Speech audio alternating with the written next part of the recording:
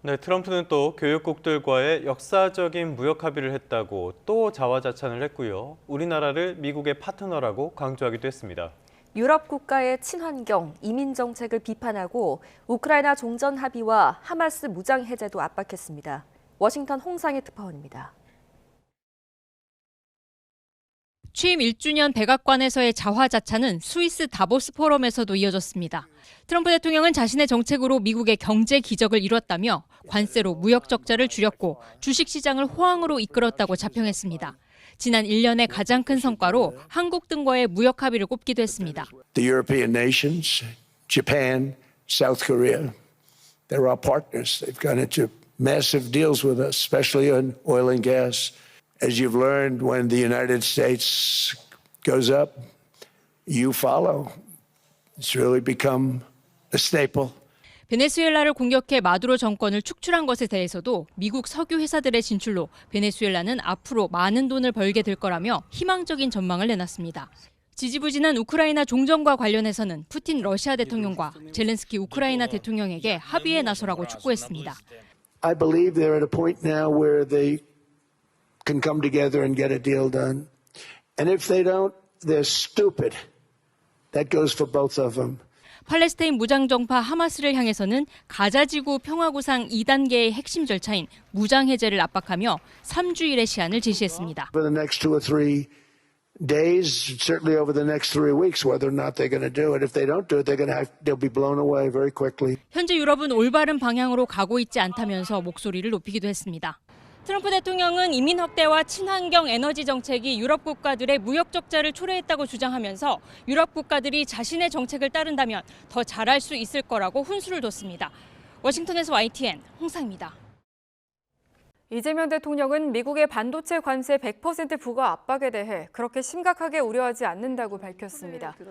이 대통령은 신년 기자회견에서 미국의 반도체 공장을 안 지으면 관세를 100% 올리겠다는 말이 있는 것 같은데 협상 과정에서 나올 수 있는 여러 가지 얘기들이라며 이같이 언급했습니다.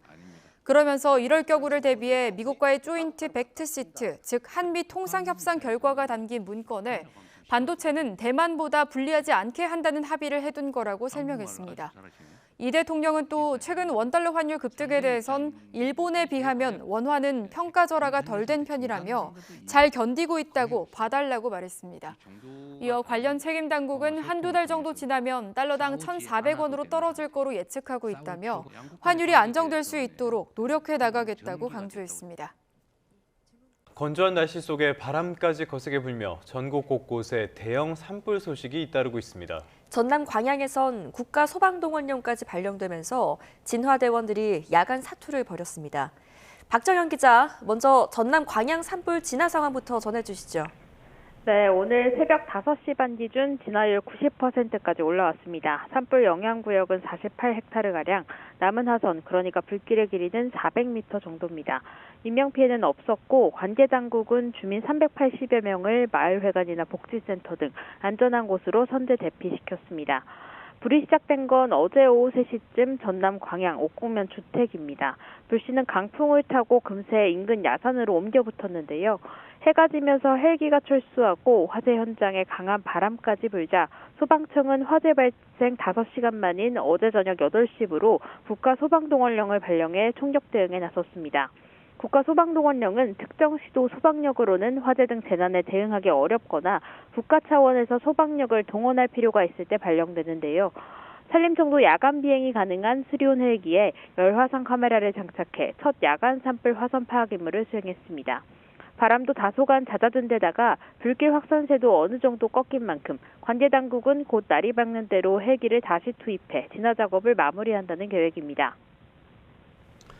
네, 밤사이에 부산 기장군에서도 산불이 발생했다고요?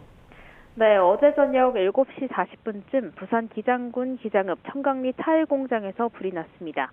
불길은 공장 전체로 확대된 뒤 인근 야산까지 넘어갔습니다. 부산 전역에 건조주의보가 발효된 데다가 일대에 강한 바람이 불면서 화재 초기 불은 빠르게 번졌는데요. 소방당국은 저녁 8시 10분쯤 대응 1단계를 발령한 데 이어 밤 10시 대응 2단계로 격상했습니다.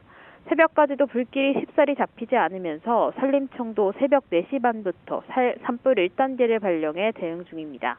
현재 진화율은 65%에 머무르고 있고요. 산불 영향 면적은 11헥타르입니다. 화재로 다친 사람은 없지만요. 기장군은 산불이 번지면서 연합터널 일대 도로를 전면 통제하고 인근 리조트 투숙객 등을 대피 조치했습니다. 지금까지 사회부에서 전해드렸습니다. 코스피가 미국 증시의 약세에도 반등해 4,900선을 하루 만에 회복했습니다. 어제 코스피 지수는 장중 4,900선을 밑돌며 등락을 거듭하다가 전날보다 0.5% 오른 4,909.93으로 마감했습니다. 반도체주와 자동차주를 중심으로 지수 하단을 지지했는데 삼성전자는 3% 가까이 오르며 다시 15만 원 턱 밑까지 다가갔습니다.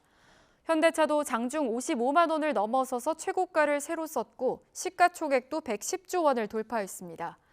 코스닥 지수는 2.6% 내린 951포인트의 장을 마치며 5거래일 만에 내림세로 돌아섰습니다.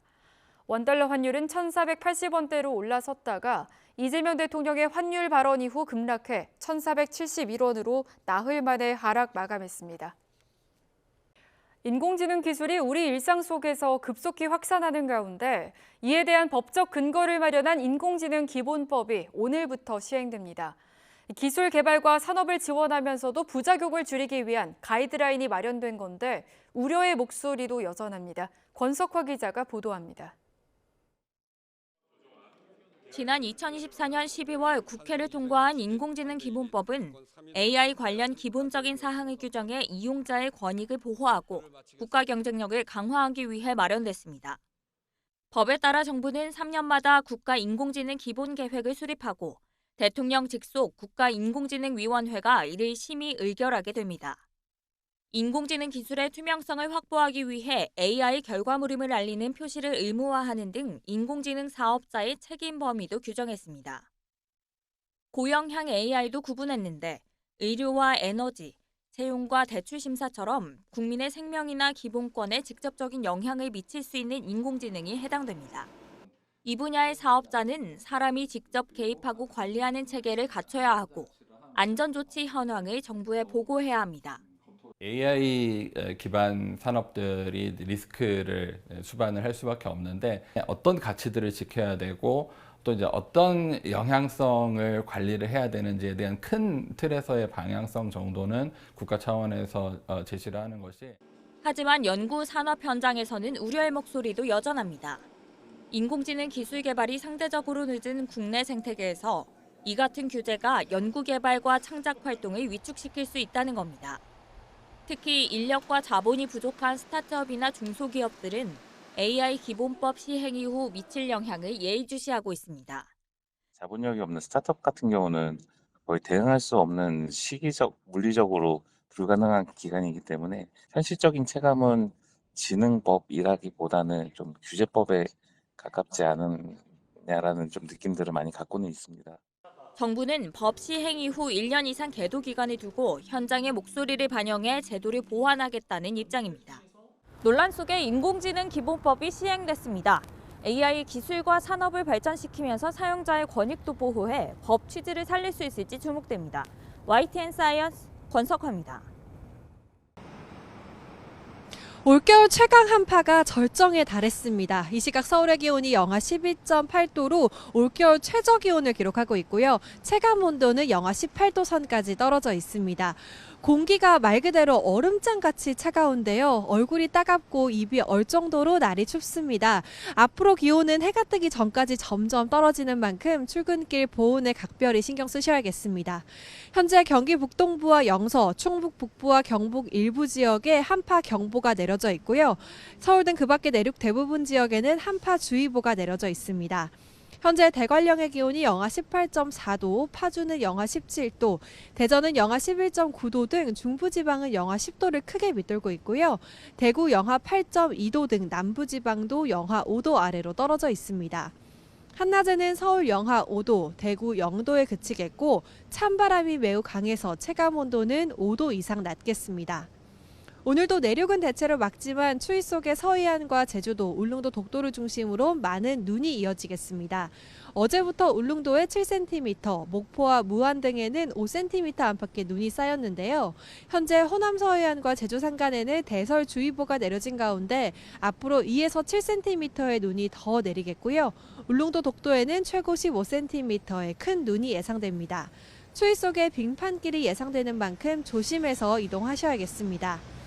오늘 추위가 절정에 달한 뒤 주말까지 강추위는 계속되겠습니다. 서울 아침 기온이 영하 10도 안팎을 유지할 텐데요. 긴 추위 속에 건강 잃지 않도록 그 어느 때보다 관리를 잘 하셔야겠습니다.